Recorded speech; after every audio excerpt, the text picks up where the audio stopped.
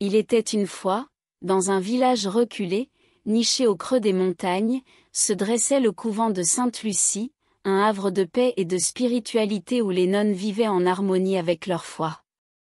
Parmi elles, sœur Anna se distinguait par sa gentillesse et sa voix angélique lors des prières du soir. Elle était respectée pour sa dévotion et sa compassion envers tous ceux qui croisaient son chemin.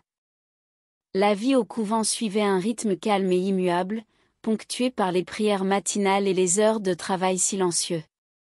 Sœur Anna, bien-aimée de ses conseillères, consacrait son temps à la méditation et à l'étude des Écritures saintes.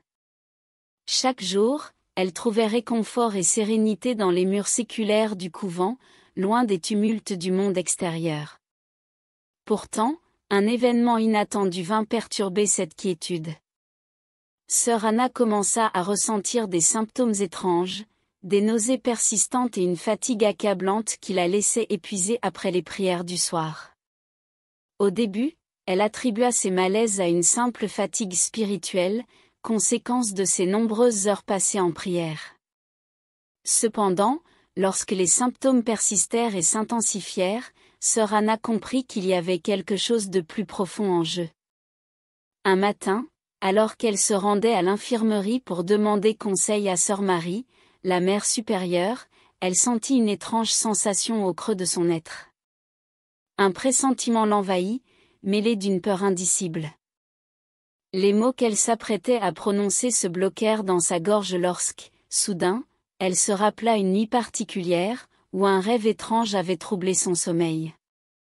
Dans ce rêve, une lumière dorée semblait l'envelopper, apportant avec elle une paix ineffable et un message de réconfort. Sœur Anna, troublée, se demandait si ce rêve pouvait avoir un lien avec les troubles qu'elle éprouvait maintenant. Elle se sentait partagée entre le besoin de comprendre et la peur du jugement de ses conseillères.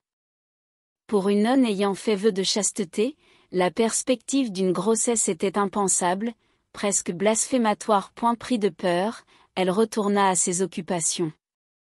Ainsi commença pour sœur Anna une période de doute et de confusion, oscillant entre la foi profonde qui l'avait guidée jusqu'alors et la réalité troublante de son corps qui semblait lui échapper. Sœur Anna avait du mal à se concentrer pendant la prière du matin. Les mots sacrés semblaient flotter autour d'elle sans jamais trouver leur place dans son esprit tourmenté. Depuis quelques semaines, quelque chose n'allait pas. Les nausées la tenaillaient régulièrement, la laissant épuisée et confuse. Elle attribuait ces symptômes à une fatigue passagère, à trop de zèle dans ses prières nocturnes ou peut-être à une alimentation défaillante. Pourtant, une pensée persistante commençait à s'immiscer dans son esprit. Une pensée qu'elle refoulait avec force à chaque fois qu'elle surgissait, et si elle était enceinte ? Non, ce ne pouvait être. Elle avait fait vœu de chasteté, elle avait consacré sa vie à Dieu et à sa foi. Les pensées coupables de son imagination la tourmentaient, mais elle se rappelait chaque mot de son vœu prononcé devant Dieu et ses conseillères, chasteté, pureté, engagement total à la vie religieuse. Ce matin-là, après la prière, sœur Anna se rendit de nouveau à l'infirmerie pour chercher un remède contre ses nausées persistantes. Elle se sentait comme une imposture en cherchant à cacher son malaise derrière le prétexte d'une simple faiblesse physique. Sœur Marie, la mère supérieure, remarqua immédiatement son état. « Sœur Anna, ça ne va pas ?» demanda sœur Marie d'une voix douce empreinte de préoccupation. Sœur Anna détourna le regard, incapable de soutenir le regard inquisiteur de la mère supérieure. « Je ne suis pas sûre, sœur Marie. J'ai eu des nausées depuis quelques semaines maintenant, et je me sens si fatiguée. » Sœur Marie laissa un moment de silence, observant attentivement sœur Anna. Elle savait qu'il y avait quelque chose de plus profond derrière ces symptômes physiques. Après un moment de réflexion, elle posa une main réconfortante sur l'épaule de sœur Anna. « Sœur Anna, as-tu envisagé la possibilité que tu sois enceinte ?» murmura-t-elle doucement. À ces mots, le cœur de sœur Anna sembla se figer. Ses mains devinrent moites, et une boule de peur se forma dans sa gorge. Elle fixa sœur Marie, les yeux écarquillés, cherchant désespérément une réponse qui n'impliquerait pas la terrible réalité. Mais ce n'est pas possible, sœur Marie, balbutia-t-elle finalement, la voix tremblante. J'ai fait vœu de chasteté, je me suis consacrée entièrement à Dieu. Sœur Marie hocha doucement la tête, comprenant la détresse de sœur Anna. Je sais, ma chère. Mais parfois, la volonté de Dieu nous réserve des chemins que nous ne pouvons pas comprendre immédiatement. Les larmes menaçaient de couler sur les joues pâles de sœur Anna. La réalisation la frappa avec une force brutale, elle devait affronter cette vérité, aussi dévastatrice soit-elle. Elle se sentait trahie par son propre corps, par sa propre foi. Après la révélation bouleversante de sœur Marie, sœur Anna se retrouva seule dans sa chambre, submergée par un tourbillon d'émotions contradictoires. Les paroles de sœur Marie résonnaient encore dans son esprit. As-tu envisagé la possibilité que tu sois enceinte? Chaque fibre de son être refusait d'accepter cette réalité troublante. Elle avait fait vœu de chasteté, elle avait consacré sa vie à Dieu. Comment une telle chose pouvait-elle lui arriver? Assise sur le bord de son lit, sœur Anna passa en revue chaque détail des dernières semaines, cherchant désespérément une explication rationnelle à sa situation. Les nausées, la fatigue, tout prenait un nouveau sens maintenant. Un sentiment de trahison la submergeait alors qu'elle se sentait étrangère à son propre corps. Elle était terrifiée non seulement par la grossesse elle-même, mais aussi par les implications profondes que cela avait sur sa foi et sa vie au couvent. Dans le silence de sa chambre, sœur Anna repensa à une nuit particulière, quelques semaines plus tôt. Elle se souvenait d'un rêve étrange qui l'avait troublée jusqu'au plus profond de son être. Dans ce rêve, une lumière dorée l'avait enveloppée, apportant avec elle une paix ineffable et un message de réconfort. À l'époque, elle avait interprété ce rêve comme une manifestation de la grâce divine, un signe de bénédiction pour son engagement envers Dieu. Maintenant, ce rêve prenait une signification toute différente. Cette lumière divine, cette sensation de paix. Était-ce réellement un signe de Dieu, ou bien une illusion, une duperie de ses propres sens? Sœur Anna se sentait perdue entre la foi qui avait guidé toute sa vie et les doutes qui la tourmentaient maintenant. La peur s'immisçait en elle à chaque pensée de ce qui pourrait venir ensuite. Comment les autres nonnes réagiraient-elles en apprenant sa condition? Et que dirait le village tout entier, qui voyait en elle des exemples de dévotion et de pureté? La honte menaçait de l'engloutir alors qu'elle imaginait les regards accusateurs et les chuchotements médisants. Pourtant, au milieu de cette tourmente intérieure, une chose demeurait certaine pour sœur Anna, son amour pour Dieu et son engagement envers sa foi restaient inébranlables. Elle devait trouver un moyen de concilier cette nouvelle réalité avec sa spiritualité profonde, même si cela signifiait affronter des défis et des jugements qu'elle n'aurait jamais pu prévoir.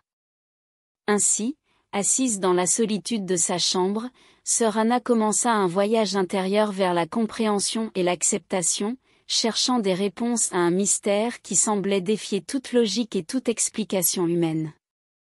Un jour, sœur Anna se tenait devant son miroir, fixant son reflet avec une intensité mêlée de désespoir.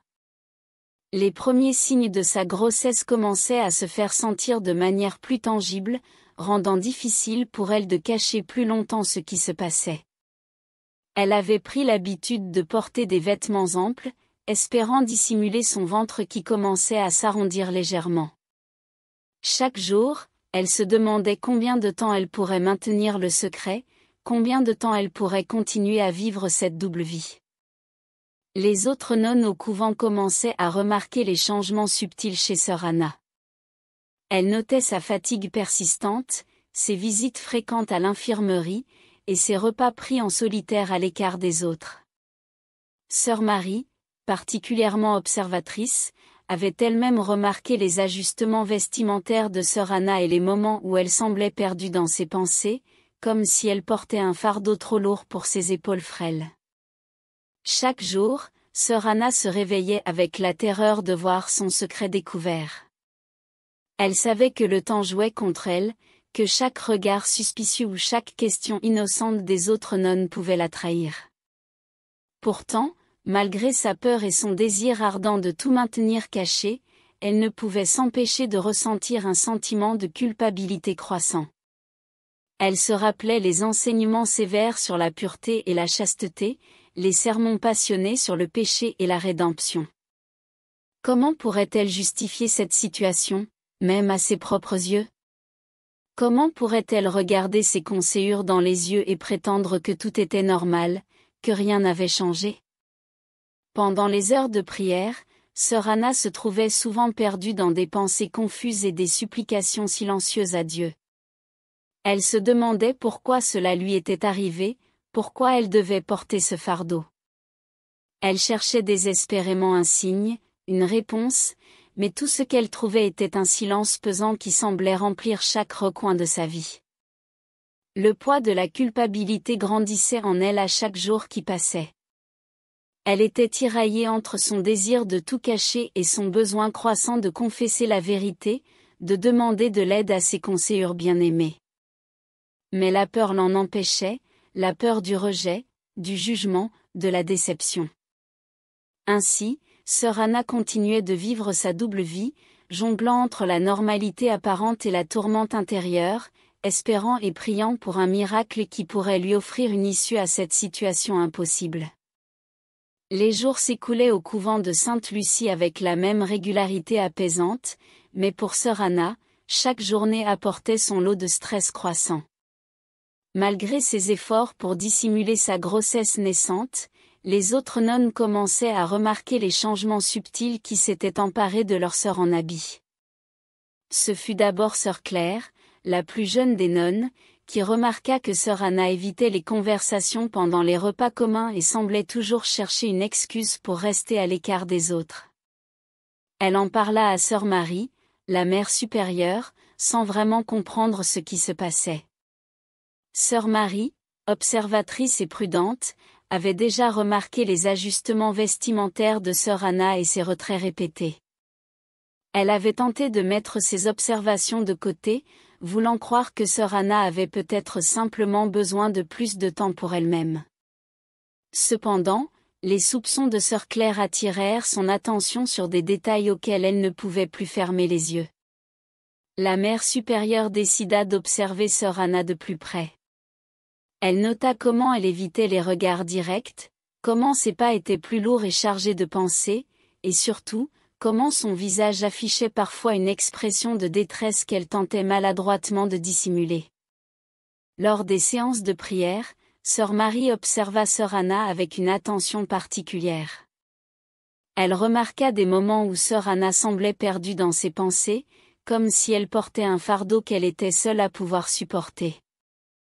Le cœur de sœur Marie se serra de compassion, mais elle savait qu'elle devait agir, pour le bien de sœur Anna et de toute la communauté religieuse qui s'était formée autour d'elle. Un jour, alors que l'après-midi s'étirait doucement sur le couvent de Sainte-Lucie, sœur Marie se promenait dans le jardin. Alors qu'elle tournait au détour d'une allée, elle aperçut sœur Anna assise sur un banc de pierre à l'écart, une main posée doucement sur son ventre naissant. La lumière douce du soleil d'après-midi éclairait son visage, marqué par l'anxiété et la résignation. Sœur Marie s'arrêta, retenant son souffle, réalisant soudain que la vérité était là, juste devant elle. Le cœur battant, elle s'approcha lentement de sœur Anna, choisissant ses mots avec précaution. « Sœur Anna, commença-t-elle doucement, que fais-tu ici seule ?» Sœur Anna sursauta légèrement à l'entente de la voix de sœur Marie, mais elle ne put cacher le tremblement dans ses mains. Elle se leva précipitamment du banc, essayant en vain de dissimuler son ventre sous le tissu ample de sa robe de nonne. « Sœur Marie, je... balbutia-t-elle, à court de mots pour expliquer ce que même elle peinait à comprendre.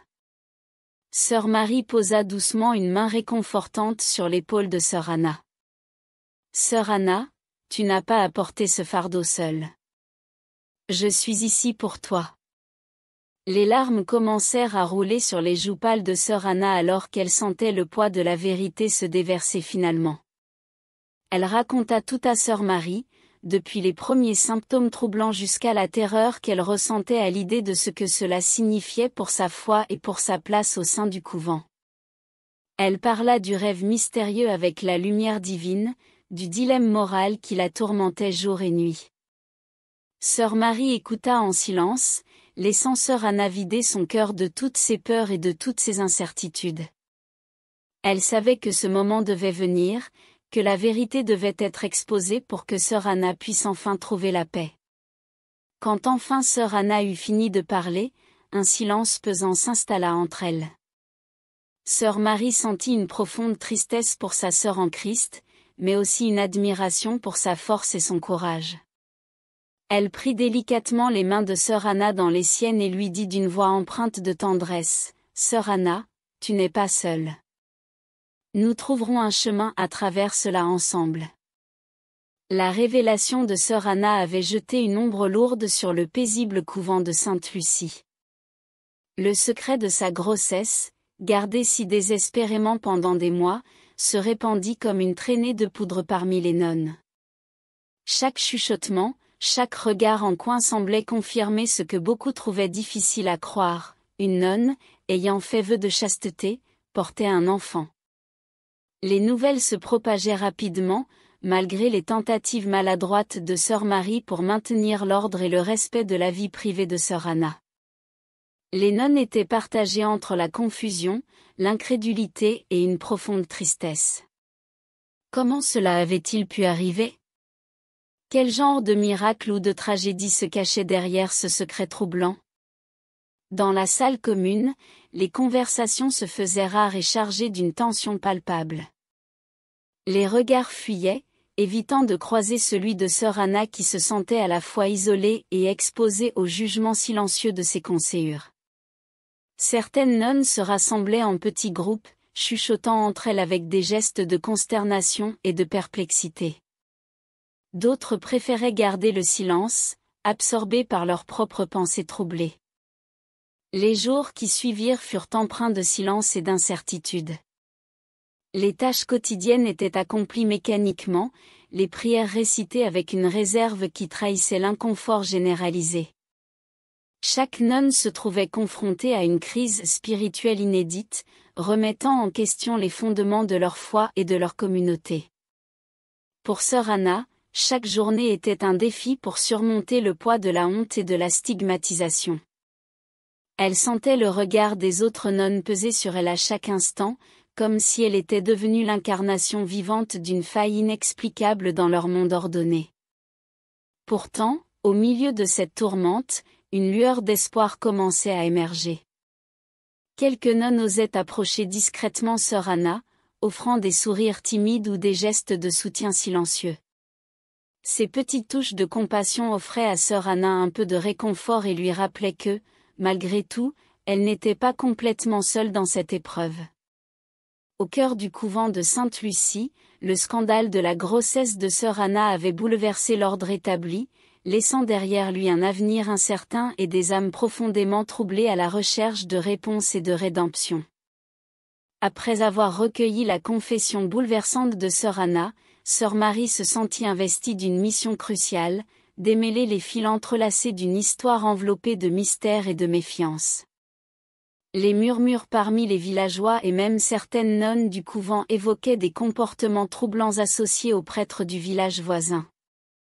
Dans ses recherches discrètes, sœur Marie fut approchée par une vieille pharmacienne du village, troublée et rongée par la culpabilité. Cette dernière confia à sœur Marie qu'elle avait vendu une poudre somnifère au prêtre en échange d'une somme d'argent importante. Cette révélation fit naître en sœur Marie une inquiétude grandissante quant aux activités du prêtre et à leurs conséquences potentielles. Lorsque sœur Marie partagea ces informations avec sœur Anna, celle-ci sembla prise de vertige. Elle se rappela alors une soirée où le prêtre lui avait rendu visite, et qu'elle lui avait servi une boisson. Après cela, ses souvenirs devinrent flous, et elle s'était réveillée le lendemain matin sans se rappeler de ce qui s'était passé. Cette révélation troubla profondément sœur Marie, renforçant ses soupçons sur les agissements troublants du prêtre. Se faisant tard, sœur Marie alla se coucher. Pendant son sommeil, elle eut une révélation divine du déroulement de la soirée entre le prêtre et sœur Anna ce jour-là. Comme dans un film, elle put voir comment le prêtre avait mis de la poudre dans le verre de sœur Anna pendant qu'elle s'était brièvement absentée. Sœur Marie se réveilla en sursaut le matin et se précipita auprès de sœur Anna pour lui raconter ce terrible rêve. Lors de leur échange, sœur Anna lui confia qu'elle avait également eu la même révélation la nuit précédente. Convaincue de la nécessité d'agir avant que les rumeurs ne ternissent la réputation du couvent, sœur Marie décida de se rendre discrètement au village voisin. Là, elle interrogea méthodiquement les villageois, posant des questions soigneusement formulées pour révéler un tableau plus complet de la conduite du prêtre.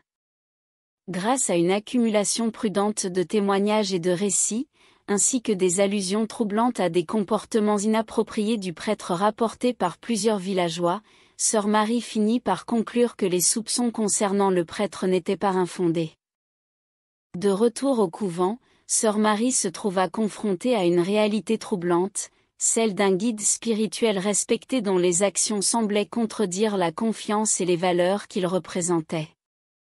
Déchirée entre le choc de cette révélation et la détermination à protéger la communauté du couvent, elle comprit que des décisions difficiles devraient être prises pour restaurer l'intégrité spirituelle et la paix au sein du couvent de Sainte-Lucie. Mais pour l'instant, elle devait rassembler ses pensées et ses émotions tourmentées, préparée à affronter les conséquences de la révélation de la vérité choquante sur le prêtre et ses actions présumées. La découverte choquante sur le prêtre du village voisin avait jeté une ombre sombre sur le paisible couvent de Sainte-Lucie. Sœur Marie, après avoir rassemblé des preuves accablantes contre lui, se trouvait confrontée à un dilemme difficile: comment gérer cette situation sans compromettre davantage la réputation et la paix du couvent? Pourtant, avant même qu'elle n'ait pu élaborer un plan, le destin prit les devants. Une des nonnes, sœur Catherine, profondément troublée par la vérité qu'elle avait apprise, ne put résister à la tentation de révéler le scandale au grand jour. Animée par un mélange de colère, de déception et de désir de justice, elle se confia à une amie proche, croyant que la vérité méritait d'être connue de tous. Ce fut comme une étincelle dans un champ de poudre. Les paroles de sœur Catherine se répandirent rapidement parmi les nonnes, puis dans le village voisin. Les murmures, d'abord à voix basse et hésitante, se transformèrent en rumeurs criardes et indignées. Bientôt, toute la communauté était au courant de la vérité choquante sur le prêtre qui avait trahi leur confiance et leur foi. Les réactions furent diverses mais toutes teintées de choc et de colère. Les villageois se rassemblèrent en petits groupes pour discuter des révélations troublantes, tandis que les nonnes du couvent échangeaient des regards incertains et des murmures étouffés. Personne ne pouvait croire que leur paisible coin de spiritualité avait été infiltré par de tels actes répréhensibles. Les jours qui suivirent furent empreints de confusion et d'une profonde introspection.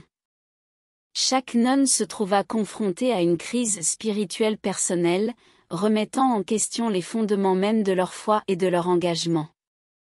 Pour sœur Anna, c'était une épreuve supplémentaire alors qu'elle se tenait au centre de l'orage émotionnel déclenché par la révélation de sa grossesse et maintenant par les actes scandaleux du prêtre. Pour sœur Marie, c'était le début d'une période de réflexion intense et de prise de décision difficile.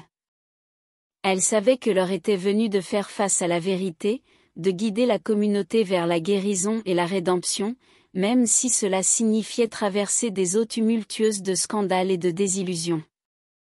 La révélation choquante des actes répréhensibles du prêtre avait laissé une cicatrice profonde et douloureuse sur le couvent de Sainte-Lucie. Malgré les efforts de sœur Marie pour maintenir la paix et restaurer la confiance, la communauté restait profondément ébranlée. Les villageois, autrefois respectueux et confiants envers les nonnes, les regardait désormais avec suspicion et méfiance. Le prêtre fut rapidement arrêté sur la base des preuves accumulées par sœur Marie et les autorités locales. Sous l'effet de la pression, il avoua toutes les atrocités commises. Son arrestation fit grand bruit dans le village, attirant l'attention des médias locaux et amplifiant encore plus le scandale. Condamné par la justice, il fut emprisonné pour ses crimes, mais les cicatrices laissées derrière lui continuaient de saigner au sein de la communauté. Pour sœur Anna, la fin de cette épreuve ne signifiait pas le retour à la normalité. Elle avait donné naissance à son bébé dans la solitude et la douleur, trouvant difficilement la paix dans les murs qui avaient été témoins de tant de secrets et de scandales. Malgré les efforts des sœurs pour l'entourer de soutien et de compassion, elle se sentait isolée et stigmatisée, portant le poids de ses choix et de ses épreuves avec une dignité silencieuse mais brisée. Son bébé, un petit miracle deviné dans l'ombre du péché et de la trahison, devint pour elle à la fois une source de réconfort et de douleur. Chaque regard, chaque murmure dans les couloirs du couvent rappelait à sœur Anna les conséquences de ses actions et la fragilité de la foi humaine. Pour le couvent de Sainte-Lucie, autrefois un sanctuaire de paix et de dévotion, la réputation était irrémédiablement ternie. Les nonnes qui y vivaient, dévouées à leur foi et à leur vocation, se trouvaient désormais scrutées avec suspicion par ceux qui avaient cru en elles. Leurs prières, autrefois un baume pour les âmes tourmentées, semblaient maintenant étouffées par le poids des secrets révélés et des jugements extérieurs. Malgré tout, sœur Marie continuait de guider ses sœurs avec fermeté et compassion. Elle savait que la route vers la guérison serait longue et semée d'embûches, mais elle était déterminée à reconstruire la confiance et à restaurer la dignité du couvent. Pour sœur Anna et son enfant, l'avenir restait incertain. Ils avaient trouvé refuge dans la grâce de Dieu et le soutien de quelques sœurs bienveillantes, mais les cicatrices émotionnelles et sociales de leur expérience les poursuivraient longtemps. Ensemble, ils cherchaient la paix dans les prières silencieuses et les gestes simples de réconfort, espérant un jour trouver la rédemption au-delà des murs du couvent qui avait été à la fois leur sanctuaire et leur purgatoire. L'histoire de sœur Anna et du couvent de Sainte-Lucie nous rappelle que personne n'est à l'abri des défis de la vie, même au sein des institutions religieuses les plus respectées. Cependant, c'est dans la résilience et la capacité à faire face à l'adversité que se trouve la véritable grandeur de l'âme humaine. À travers la compassion et le pardon, même les cicatrices les plus profondes peuvent guérir, ouvrant la voie à un avenir imprégné de grâce et de rédemption. Elle souligne l'importance de la prudence et de la réserve dans nos jugements, ainsi que notre responsabilité collective à chercher la vérité avec patience et discernement. La compassion et le soutien mutuel sont essentiels pour surmonter les crises et restaurer la confiance brisée.